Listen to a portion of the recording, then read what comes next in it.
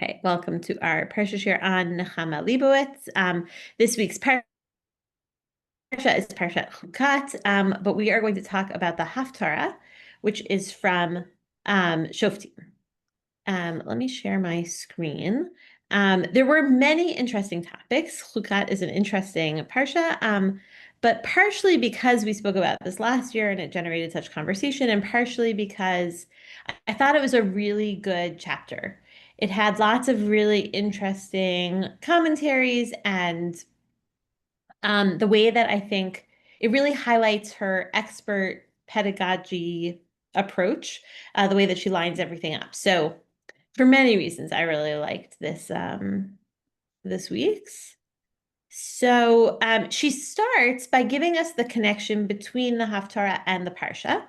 She says it is obvious, hello, Tamar and Jerry, that the conquest of Sichon's kingdom, part of which he had previously wrested from Ammon and Moab, constitutes the historical basis for the diplomatic negotiations conducted between Yiftach and the king of Moab. Right, so in our Parsha, we have a interaction between Moab and Bnei Israel. And in our Haftarah, we have an echo later on down the line. And she brings us both the psukim from the Haftarah, where it talks about, right, the land that was taken, and also talks about the same thing in our Parsha. But, and I mentioned this last year, and I think it's fascinating, right? The Haftarah is 33 psukim, 30 of which mostly have to do with the connection to our Parsha, and the last 3 of which are the most interesting to everybody who talks about the Haftarah. Meaning that the most interesting part of the Haftarah has nothing to do with our Parsha. And so when we think about Haftorot, I think that I wonder, I guess, I'll just leave this as an open question. I don't know the answer, why the people who codified the Haftarah decided to include Yiftach's vow. Was it simply because it was so interesting they like wanted it to be read every year? Was it because the Haftarah is not so interesting and so they wanted to give us something interesting to put in, but they wanted to also be tied to this Parsha? I think as we talked about last week, like there are really interesting stories that sometimes don't become the Haftarah, even when we see analogies. This one has no analogy, but is really interesting. So I'm not sure why the last 3 psukim are part of the Haftarah. It's not the length issue, and it has nothing to do with our Haftarah. And Nechama Leibowitz is very upfront about that, right? She says, but we shall not this time deal with the diplomatic finesse of Yiftach in his desire to avoid war by political negotiation, nor with his military prowess, right? 2 good things, but with that one point for which he is most famous, his vow. So we're going to focus on the vow and see what happens. Okay, so the psukim at in question here are V'yidar Yiftach Neder LaHashem, right? Yiftach makes a vow to God. And vows are a tricky thing. We spend a lot of time talking about them in the Torah and in the Gemara, but they're always treated with a little bit of concern, to be conservative in our vow taking. So Yiftach makes a vow and he says, Im naton titain et bnei Ammon biyadi, right? Clause A, if you, God, deliver the Ammonites into my hand, then clause B, v'haya hayotze asher yetze midalte beiti likrati b'shuvi b'shalom mibnei Ammon, that whatever is probably what he was thinking, comes out of the house, the front door of my house to greet me when I come back in peace from my confrontation with Bnei Ammon, v'haya l'Hashem v'ha'alitihu olah. It shall be offered by me as a burnt offering. Okay, so before we talk about what actually happens, which we might be familiar with, especially if you were here last year, let's talk about what the whole content of the vow in general. 2 approaches to understanding the drift of his vow and deed he committed in its fulfillment can be discerned in the comments of our sages and commentators. Okay, so this is a very long Tanchuma Yashan. That is what she calls it, the Buber version of the Midrash Tanchuma. Hold on, I was just a note about that is that it is possibly the oldest version of the Midrash Tanchuma, right? Midrash evolves over time between 150 and 750. Solomon Buber found this manuscript and published it in 1885. He says it was the earliest version. It seems like maybe that's not totally clear. Interestingly, there are differences between the two versions of the Tanchuma, but his version of the Midrash Tanchuma for Bamidbar largely resembles the other printed versions. So not so different. There was some weird formatting that I didn't understand, but I left it as was. And they tell the story in a lot of color, and we're going to tell it, but we're not going to read every word inside. These are the paragraph breaks that Nechama Leibowitz put to help us sort of understand each thought on its own. So interestingly, I said this was on our parsha, but it's not necessarily. It's also on a part of Vayikra about taking vows, right? So we talk about vow taking, and it says when someone explicitly vows, right, pri tzadik et chayim, that the fruit of the righteous is a tree of life, v'lokech nefashot chacham, but a wise person acquires lives, or nefashot. Took me a while to figure that out, but that is what this funny grouping of consonant letters is nefashot. This refers to the Torah because when one is a Torah scholar, a ben Torah, he learns how one acquires nefashot, lives. That is their jumping off point. And now they jump into the case of Yiftach, Hagiladi, right, the Giladite. And they say, Mipnei shelo haya ben Torah, was he not a ben Torah? Because evade et bito, because he forfeited his daughter. Right, so Yiftach, so we are getting into the content of the vow, right? Yiftach, what the tragedy that happens is Yiftach says, whatever comes next through my door, I will sacrifice to God as an olah, and his daughter walks through the door. And we'll see that there was like a lot of discussion. Did he think that an animal would come through the door first? Why would he make such a vow, right? Oftentimes we say sort of impulsive things, especially when we're stressed out, right? I'll take the next one that comes off the conveyor belt, whatever it is. That's what he said, and it's his daughter. And the tragedy is that he goes through with it. And so he forfeited, right? He lost, he forfeited his daughter. When was this, right? Ematai. It was B'sha'ah shenilchim im b'nei Ammon, right? This is the time when he was fighting with b'nei Ammon, the part that's relevant to our parsha, v'nadar, and he made a neder, and he said, right, that I will sacrifice the thing that comes through my door. And it says that God was angry with Yiftach, right? Amar HaKadosh Baruch Hu, Ilu yotzei mibito kelev o chazir o gamal yakriv lefanai. So interestingly, we would hope that God should be upset that he was meant to sacrifice his daughter, but God points out another interesting point, which is not every animal is eligible to be an olah. And he says, Yiftach, you're not thinking, what if a dog or a pig or a camel, an animal that is not kosher, that is not fit to be offered as an olah, had come? Would you have offered that? Like it was rash. We bring it to the furthest extreme because it ends up being a conversation about human sacrifice. But God's point is it was too rash anyway, because there are lots of things that could have come through the door that would have been trouble.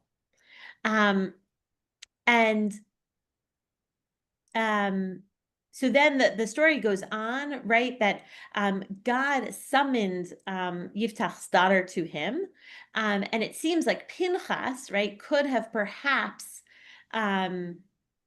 helped out, but he said in Pasuk Lamed Hey, which is after our Haftarah, that he cannot retract the vow, right? So Yiftach goes to Pinchas and says, Pinchas, could you annul my vow? And he says, Lo uchal lashuv, I'm not able to do that.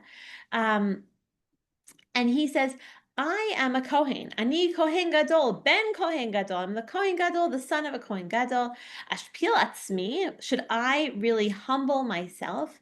Ve'elech etel am haaretz, and like go amongst the ignorant people of the land. And Yiftach says, Ani Rosh Shvatei Yisrael, Rosh HaKatzinim.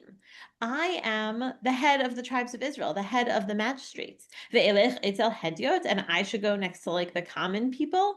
And so their egos inflated to the point that neither one of them would retract the vow. V'mibein shnehem avda hahu aluva, that this poor woman perished. V'shnehem nitchayvu b'dameha, and both of them are liable for her blood. So it seems like there is some kind of arrogance at play here in the vow-making business that allows her to die. And Yiftach's daughter says to him, right, maybe we don't have to do it this way, right? She says, like, let's not be so hasty. And he answers her, I'm sorry, but I made this vow, nidarti. I can't go back on it. And she puts up many more arguments, which Nechama Leibowitz edits out, and so I edited them out because this is a very long piece of Tanchuma. But basically, at the end of the day, the Midrash says, Allah v'shachta lifnei HaKadosh Baruch Hu. At the end of the day, whether because he and Pinchas were locked in some kind of battle of egos, or because he really felt committed to his neder, Yiftach went and offered his daughter as a korban. The Ruach HaKodesh tzavechat nefashot, and the Hashem, the Holy Spirit, proclaimed, Nefashot, hayiti mevakesh takriv lefanai. Did I desire that you would sacrifice this person before me? Asher lo tiviti velo dibarti velo alta alibi, which I didn't command, I didn't speak of, it didn't enter my mind or my heart. It was not what I desired, right? This is from Yirmiyahu. And he even says, Asher lo tiviti la Avraham sheishchotes beno, right? Even when we talk about the Akedah, I actually didn't want him to slaughter Yitzchak. Ela amarti lo al tishlach yadcha et el hanar, right? That God says, I sent an angel and I said, don't kill your son, right? It was to make it known to you that no one should be taking their children and offering them, right? Not Avraham, no one else. And hello, Sherry. And so it seems like Yiftach has misjudged, right? He makes a neder. He thinks that he's locked himself in with God. God did not feel that way, according to the Midrash, and was quite distressed that this happened. And so the question is, right, ultimately, mi garam Yiftach la'aved et bito? Who caused Yiftach to forfeit his daughter, right? Was it the fact that once you enter a vow, the vow caused Yiftach to forfeit his daughter? Was it the fact that Pinchas's ego got in the way, the thing? And the answer is no. Al shelo kara Torah. He wasn't well studied in the Torah. She'ilu kara Torah, because if he had read in the Torah, lo ived et bito, he would not have done this. Shekativ ish ki yafliya neder im nekeva hi. So this is like sort of complicated commentary on this pasuk from Vayikra about nefashot and female and male people who vow and what we vow about. But ultimately, what the Midrash is saying is that this is not, Yiftach made the wrong choice. He thought the Torah was telling him to do one thing, and really it was telling him to do something else, which I think is a familiar trope, even in this century, right? When we hear people say, well, God told me to, or I'm fighting a righteous war, or whatever the things are, often we blame violence and misjudgments and things that we think are really holy commitments on a love of God. And the Midrash is coming out very strongly and saying, no, actually, the Torah does not tell us to do this, right? We know from the story of the Akedah, you might think the story of the Akedah was pro-child sacrifice, but of course it was not, because at the end of the day, Abraham was stopped from doing that thing. And so the Midrash understands it quite literally. Yiftach makes a vow, whatever comes out of my house will be sacrificed. His daughter comes out of his house, and that's what he does, is he sacrifices his daughter. Okay, so a little bit intense. Maybe let's take a breath and step back, because what Nechama Leibowitz says next is that most of our commentators understood the vow and its fulfillment quite differently. So let's look at the Radak. She brings us two sides of the aisle of the argument. The Radak says, based on some, grammar, that it is not about offering his daughter as an olah of a burnt sacrifice on a mizbeach where she is slaughtered, but that it is about causing her to become like a nun, to be someone who never gets married or has children. Um, And his proof here is again from outside our Haftarah, because our Haftarah ends at the vow, right? But he says, and it is well explained. V'chein nira mehapasuk ki lo hamita she'amar v'achbe al nafshi la'avot ki lo hamita ach lo yada ish kamo she'amar v'hi lo yada ish. So it is well explained that it is not death, because then the verse would have said, I weep for my life. But she says she weeps that she has not known a man, indicating that perhaps the vow is for her to be celibate or separated or whatever it is. And it does not say that he offered her as an olah, right? Lo amar v'ya'aleh olah. La'ot ki prusha haita. She was just separated from everyone else. V'zehu et nidro asher nadar. And this is the vow that he made. V'haya asher nadar v'haya la Hashem. Right, that she should be for God, almost the way that Shimshon, right, was his mother said that he would be for God. Or I think we talk about Shmuel here, right, that when Chana goes to daven, she says, "Well, I'll give him to you as a Nazir in Shimshon's case, or a Navi, someone to be in the house of God in the Beit Hamikdash." And this seems to him, kach nireh lefi pshati hapsukim, that this is the plain word reading of the psukim. V'divrei Razal im kabla hi be'adam aleinu lekabala. And if our rabbis thought this, then it's our duty to accept them. Now, I left this question mark. It comes from the English translation on Sefaria. I think that it seems to me like this perhaps is a disclaimer. Like, I know this is not the plain meaning, right? Let's go back up and look at the words for a second. Radak is saying maybe this is not the plain meaning, right? He says, "V'hayala Hashem v'ha'alitihu olah." I will offer it as an olah. He doesn't say, and it should be separated for Hashem, or right? Chana and Shimshon's mother are quite explicit about what they mean when they say that. They don't say, "I'll offer them as sacrifices." But this disclaimer at the end, like if our rabbis say this, then this is what it is, I think is maybe saying it doesn't make a lot of sense, but it's so unpalatable to say that that he was offering whatever came through his door, even if it was human, as a sacrifice.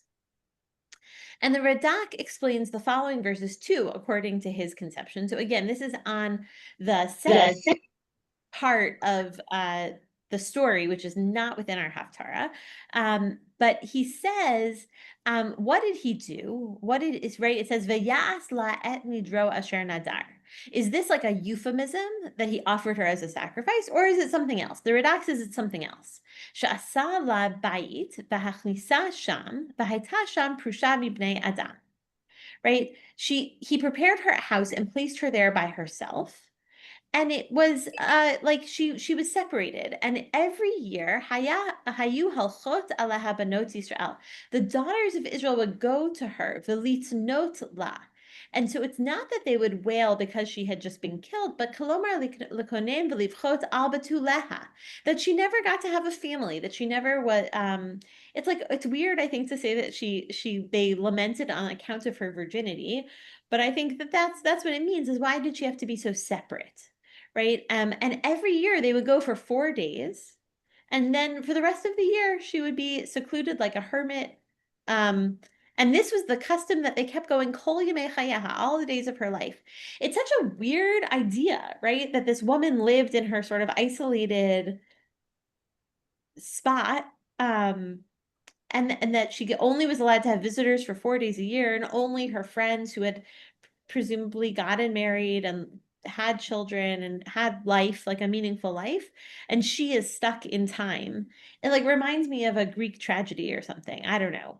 Such a weird story. But this is what the Radak is saying, that right, the content of the vow was not an offering on a mizbeach, but sort of separating her for Hashem. And the Radak's rejection of the view of the sages was apparently prompted not by the need to tone down the horrible nature of the deed, right? That's what I think. But rather, she says, he felt that the wording of the text supported his contention, because his daughter did not say, bewail my life, but bewail my virginity. Secondly, the text did not say, and he offered her up for a burnt offering, right? That's what he says he will do, but in the end, all he does is vayas la et nidro asher nadar. Um, and the same, right, that and then the psukim that are being quoted in support are from Malachim and from the Akedah. The same, we do not find this expression here, but it merely notes that he did with her, right? So it doesn't say offer him up as an olah. It says did with her according to his vow, which he had vowed. Third, it concludes with the statement she had not known man. Had he killed her, what point would there be in telling us that she never had relations with a man? I think that part is weird anyway, but okay, right? So the Radak is saying, look, it would have been really bad if she'd been offered as a sacrifice, but it just doesn't even fit the text. The text is about bewailing virginity. It's about doing with her which he said he had vowed, and it's about not knowing a man. That's like the important part. So the Radak is saying it could not possibly be that he offered her as a sacrifice. And the Ralbag takes a similar view, but does not base it on the wording of the text. Here he says, right, "V'hinei yotzei midaltei beito yihiyeh b'hachrach bal hachayim." He says, well, obviously he meant an animal. V'im haya mimin ha'adam yihiyeh lahashem. So if it was a person, then it would be dedicating that person to God.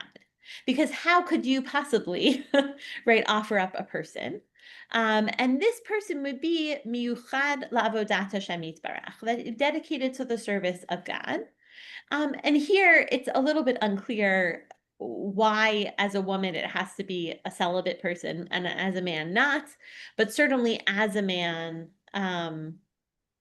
I mean, look, it's not totally unclear, right? It's that if a woman is married, she has to serve her husband. And how could she serve her husband and also exclusively God? Whereas a man who is married does not have to serve his wife. And so he could still serve exclusively God.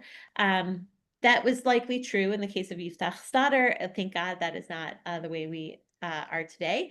But I think what the Ralbag is saying is, listen, if his son had come out the door, he also would have dedicated his life to God, but he wouldn't have had to do it in this like weird way where he is separated and celibate. And the Ralbag adds, that for this reason Yiftach tore his clothes, birato bito yotzah, when he saw his daughter Elikrato, when he saw his daughter come to greet him, yidmesh asala Yiftach bait michutz v'lo ra'ata adam bo v'lo asa v'yashva sham. So Yiftach is sad because he realized that his vow had very grave implications for another person. It wasn't her life that was being taken, but it was her life that was being taken. It was not her physical life, but the life that Yiftach might have hoped for his daughter. And so he built her this house instead. Okay. And then the last person that she brings on this side of the aisle is the Abarbanel. And the Abarbanel also shares this approach, right, that Yiftach did not kill her, except that he suggests a different reason for her betaking herself to the mountain for 2 months. You have brought me very low, again, outside of our Haftarah. The Ammonites did not succeed in overcoming or subduing me, right? This is Yiftach talking. Yet you, my daughter, brought me low, for I have opened my mouth to God and have vowed that you shall never marry. And she answered him that he should stand by his vow, but begged him to let her bewail her virginity with her companions.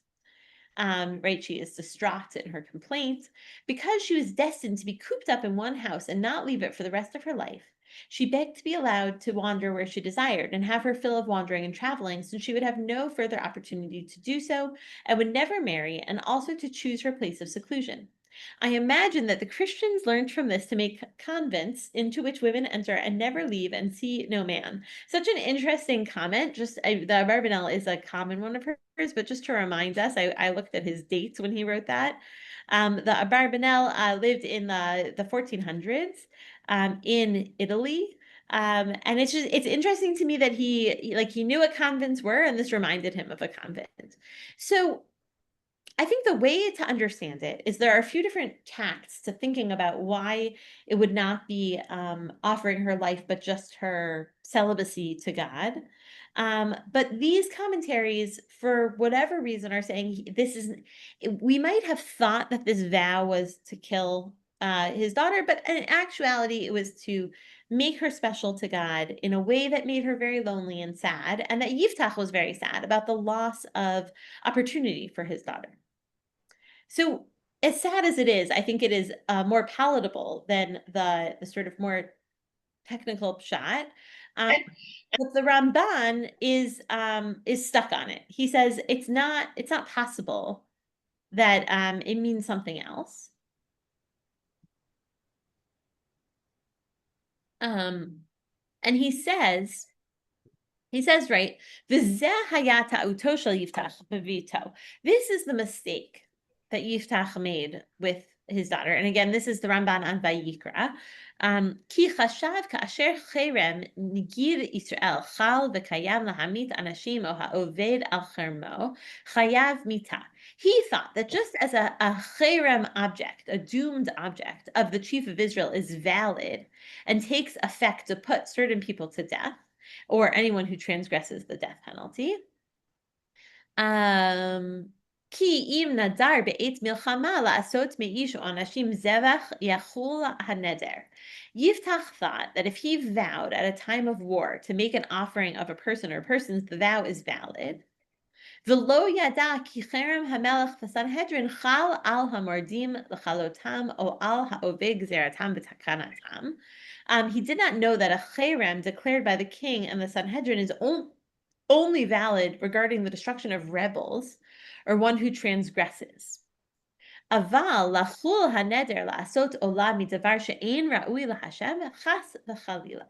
But that a vow should take effect to make a burnt offering of something not appropriate for God, heaven forbid. Right? So, as it is terrible, the Ramban is saying this really happened and it was awful and it was a mistake, right? Yiftach didn't understand how the vow making worked. And sort of similar to the Radak, right? He's saying, like, it's just not appropriate. A human sacrifice is not appropriate, just like a camel would not be appropriate. Um, and he says, we didn't read the Ibn Ezra, we read the Radak, but Ibn Ezra agrees. Va'al, and I love the like spicy way they talk to each other. Va'al tiyeh nifteh behevlei Rabbeinu Avraham. Don't be misled by the Ibn Ezra. Ha'omer ki perush v'halitanu ola o v'halitihu. Lomar im yeh hayotei midaltei beiti ish o isha v'haya Hashem laHashem kodesh. Right? Don't think that he was offering to make that person separate or sanctified for God. Sheyeh parush midarchei ha'olam la'amod l'sharet b'shem Hashem b'tfilah v'hodot. Right? Don't think that he or she is going to live as like a nun in a convent, just thinking about God all day, right? And then he summarizes this interpretation of building the house in seclusion and providing sustenance, and she's shut away. And then what does he say? Ve'ela divrei ruach. These are empty words. Ki'im nadar sheyeh laHashem einenu sheyeh parush. If he had vowed that whoever came in front of him should be for God, this doesn't mean that he should be separated, right? But instead, he is to be like Shmuel, right? Giving him to be a servant of the house of God. So I think this is a fascinating point that is sort of buried here, which is to say, wait, separating someone for God is not like a convent, right? He doesn't say it explicitly like that, but that is not the way that we serve God in peaceful solitude deep in the mountains by ourselves, where we only get to see people 4 days a year. Part of being separated for God is being in the Beit HaMikdash, being with all the other people, not a recluse. I think that is really interesting, right? It's like a sort of a side point from the main thrust of like, what does the vow mean? But he's saying if the vow was that she should have been to God, she should have been sent to the Beit HaMikdash, not out into the middle of nowhere by herself. And I think that is like a beautiful, powerful way of thinking about what it means to be separated for God. And it's a way that the Ramban has trouble understanding why this would be, right? And he also says, right, that actually no person אין ביד האדם שידור ביוצאי פתח ביתו שיהיו פירושים, כאשר אין בידו להעלותם עולה. A person cannot make a vow that you will be separated from the world, just like he can't make a vow that you will become an offering to God, right? And if the matter be, as Ibn Ezra said it, right? Right? I think he's also uncomfortable with this idea that she's bewailing her virginity. And this seems unlikely. Right? Why, like, heaven forbid that this be the custom. Rather, this whole subject should be understood, aval hadavar kipshuto, in its plain meaning, that actually she was a sacrifice. V'uto haya mimasha amarti, and this was the mistake, right? That in trying to find a way to make it not about human sacrifice and saying that's the pshat is not actually true. The pshat is that she was an offering. Right, so the Ramban is standing in stark contrast to the Abarbanel, the Ralbag, the Radak, the Ibn Ezra, who are all trying to explain it as a vow of solitude, as opposed to a vow of offering. I left this last little part here because it's cool. This is just almost like the sign off that the Ramban puts at the end of each of his books. Tas v'nishlam sefer vayikra be'ezrat Hashem. I finished and completed the book of Vayikra with the help of God, right? So as he worked through his commentary, this is the last Parsha of Vayikra, and so he has his sign off at the very end of our quote here. Okay, Nechama Leibowitz speaking. But whether we accept the view of the sages and Nachmanides that Yiftach sacrificed his daughter, or that of the Radak, the Ralbag, and the commentaries who share their approach, we cannot ignore the serious criticism which emerges from the words of them all. Right, so on some level, I think Nechama Leibowitz is saying, let's put aside the question of what the content of the vow was. Yiftach is not to be regarded as a national hero. His deed is not to be admired as one of self-sacrifice and greatness prompted by patriotic feeling. It was a cruel and unwarranted deed, right? Sort of the way Nachmanides, the Ramban said, right? Like no one can make a vow that says you're separated or you're an ola. That's not the way we treat people. We may rely on our sages who saw him as an ignorant and unlettered person, a boor, empty and rash. Enthusiasm by itself is no guarantee of the desirability of a cause. Such a powerful sentence, right? Enthusiasm by itself, right? Clearly he was very enthusiastic. Whatever comes out of my house next, I will sacrifice, is no guarantee of the desirability, right? All the commentaries seem to agree that God did not want this sacrifice, whether it was for her to be separate or for her to be offered. Enthusiasm that is not backed by conscience and the self-discipline of Torah is liable to bring disaster. And then this, I'm sorry, I should have indented it the way she indents all of the quotes, because this is from that first source that she brought from the Midrash Tanchuma, right? What causes, Magaram, what was the cause of Yiftach to take the life of his own daughter? His failure to read the Torah. As always, I think she has such a powerful mic drop as she walks away, right? That we just spent all this time invested in thinking about what the vow was. And she says, actually, it doesn't matter. Because the problem was not the consequence of the vow, but the fact that he took the vow without backing it by conscience and self-discipline of Torah. And that is what caused Yiftach to lose the life of his own daughter. So I'm going to stop talking in a second, but I will say that this is why I came back. Judith, I said at the beginning that I remember we had a very lively conversation about this Haftarah last year. And so I almost didn't bring this essay, but I thought that Nechama Leibowitz added like a depth to the conversation that was so powerful. And I think this idea that that the neder is it's not whatever the consequence was, but the very fact that he took such a reckless neder. And that the idea that our leaders, right, that he is a national hero, or he's meant to be a national hero, right? He avoids war with Amnon. He's a very skillful diplomat in the way that this connects to the Parsha. But that right at the beginning, I said, why do we read these last three psukim? Like it seems unnecessary. Maybe it's because they're juicy. Maybe it's because we want everyone to read them. I think that maybe it's because it's meant to balance out Yiftach.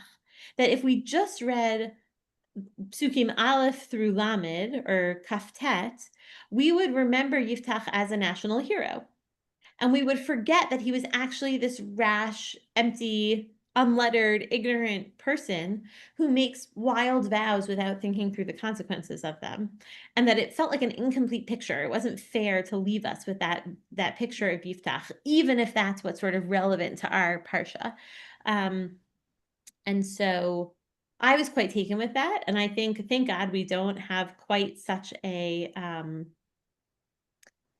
vow taking today, but I think that a lot of our leaders make a lot of sort of rash promises, and a lot of people are offered up on the mizbeach of those promises, whether it's chayalim in Israel or people suffering in America from, lack of Medicaid or SNAP or whatever it is.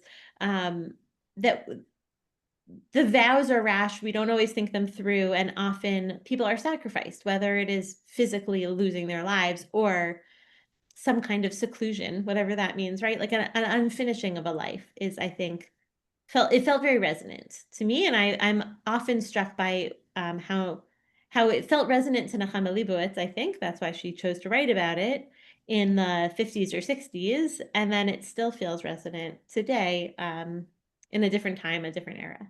Okay, now I'm really going to stop talking. I would love to hear what other people have to say. I have a question.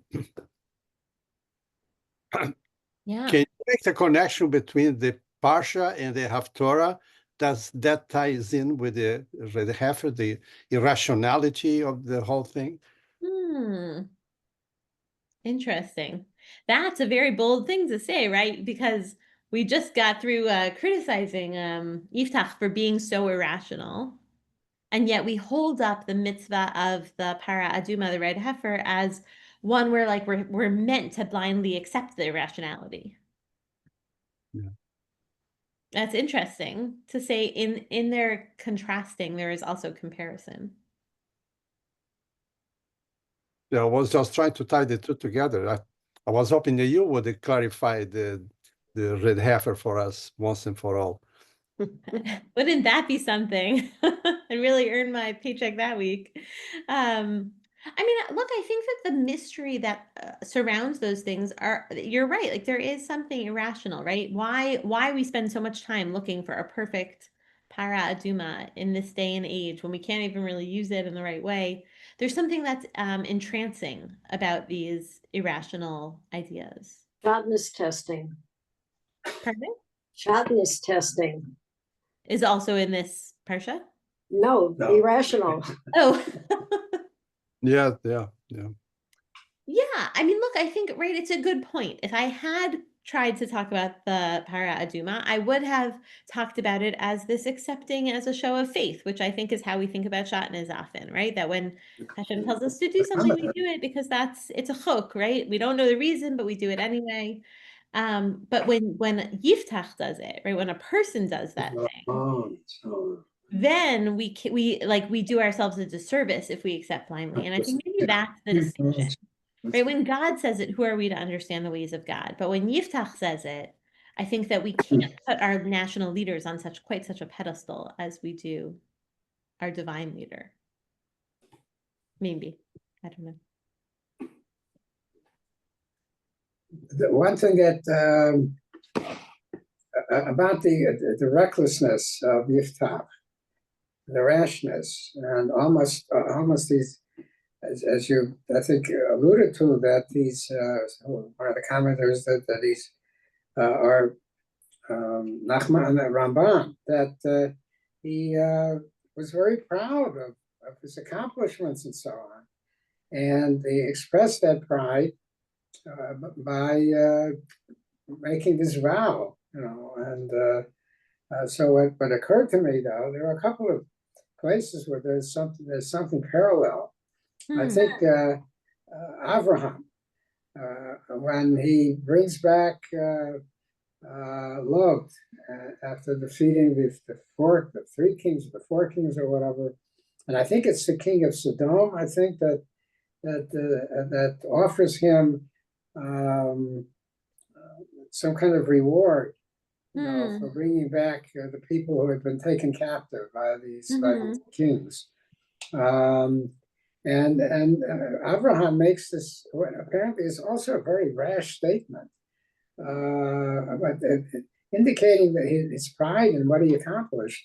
That was, I refuse to take any reward you give me, even if you give me the shoelace on a shoe. I won't. Atzrochana, I think is the Hebrew. Wow. And the rabbis take him really to task. Chazal, they really are very upset with the manner in which Abraham states this and makes such a mockery of all of this. And also, I think at the beginning of Breshit, I think it's Nimrod or something like that who makes certain kinds of statements in terms of his victories or whatever it is. He boasts to his two wives about this. Yeah, that Nimrod, Lemech, maybe? Oh, Lemach. Okay, all right. I knew somebody like that. Yeah, I think you're Lemech, right. I think Lemech I boasts think to makes his that. He wives. says, because a young person insulted me or something like that, I went and I killed him, or I did something, I tortured the person. Yeah. Lemech says that same thing. Again, the tremendous hubris that even that Abraham felt, that Lemech felt, and so on. Now, Lemech, I guess the rabbis were not didn't castigate him as much. He wasn't. There were no Jews at that time, but that was the nature of this particular guy. Yeah. I think that the rabbis didn't care as much about Lamech, maybe, as they did Abraham. That's interesting. What you're saying also makes me think of the way, my son just came home from camp tonight, and he came in sort of all puffed up from camp and feeling so grown up. And that's very sweet because he's 9 and it was camp. But I think often when soldiers come back from war, there is this weird dissonance, right? You have to be sort of puffed up to be able to go into war and not be scared and conquest, whatever. And then coming back into the private sphere, like Yiftach, right? Or even the sort of just not the non-confrontational sphere, like Abraham. It's like a hard switch to make, maybe. I wonder if part of it is just the residue of the adrenaline rush of the war, maybe is the way to say it. I don't know. Could be. Certainly it is to their downfall, right? You could imagine today saying maybe there should be no bold public pronouncements for some number of days or hours or months after you come back from war, because you're not in the right headspace to be making vows or to be talking to diplomats or whatever the thing is. Yeah.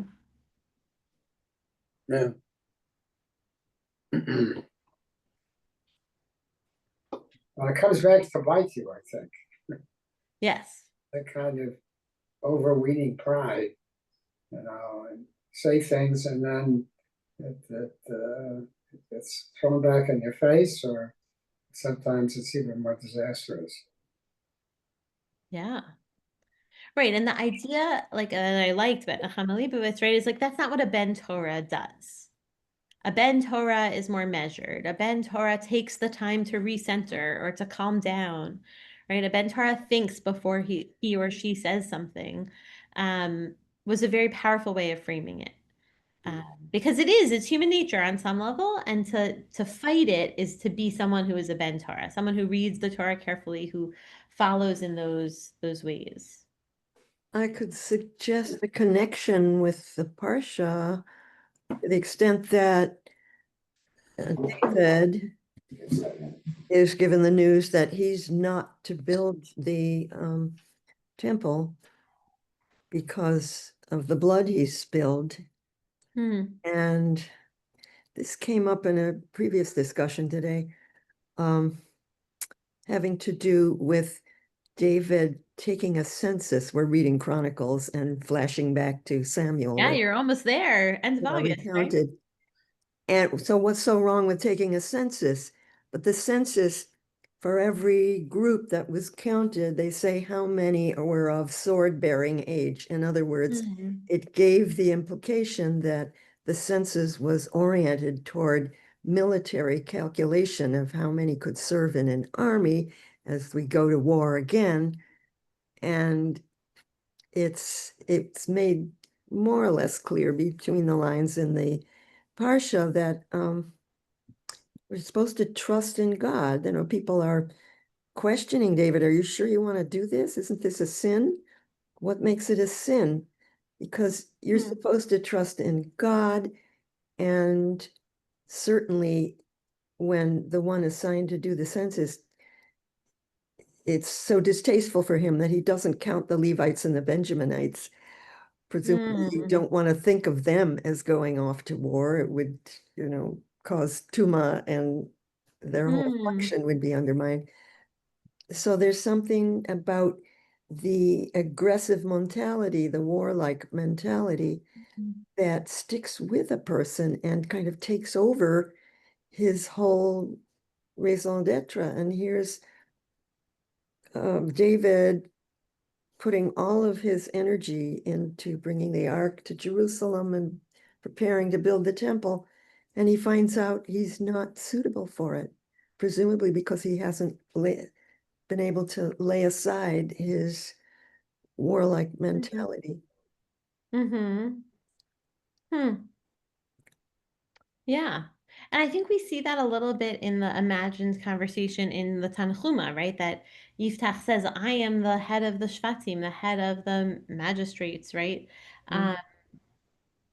I'm this like big deal, right? And that's sort of the same way like I hear you talking about David and sort of thinking about the warlike mentality, right? Like, Yeah, as opposed to other situations where all the credit is given to God.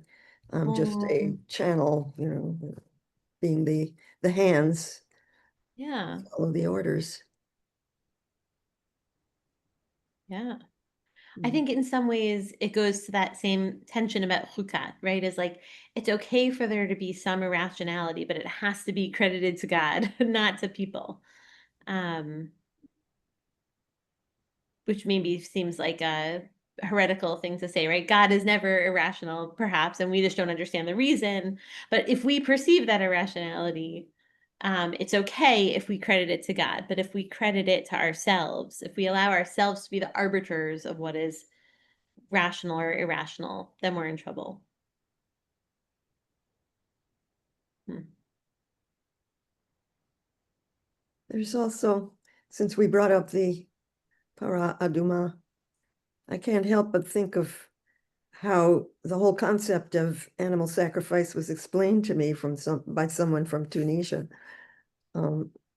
And that is, the sacrifice is supposed to be profoundly emotional, particularly if you're taking something from your own flock whom you've become attached to, so to speak.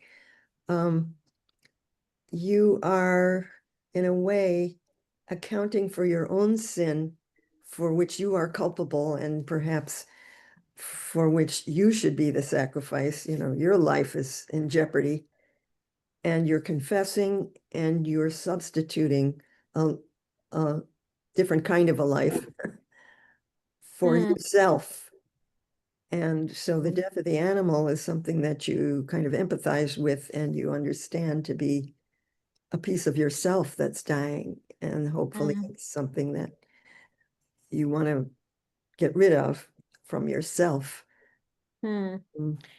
I think in all of these texts, there's like an undercurrent of a little bit of like not a mockery, but holding up what sacrifice really is, right? Like God doesn't want the camel sacrifice. God obviously doesn't want a human sacrifice. Why would he have offered to sacrifice anything that walked through his door, knowing that such few number of things are actually what God wants as a sacrifice? I think there's like it also shows the sort of modern, obviously 1400s modern sensibility that sacrifice is like a weird thing on some level. I don't know. Well, I think between the lines, the Torah is also telling us about that, because David does gloat over the numbers of people decimated in the various wars. Yeah.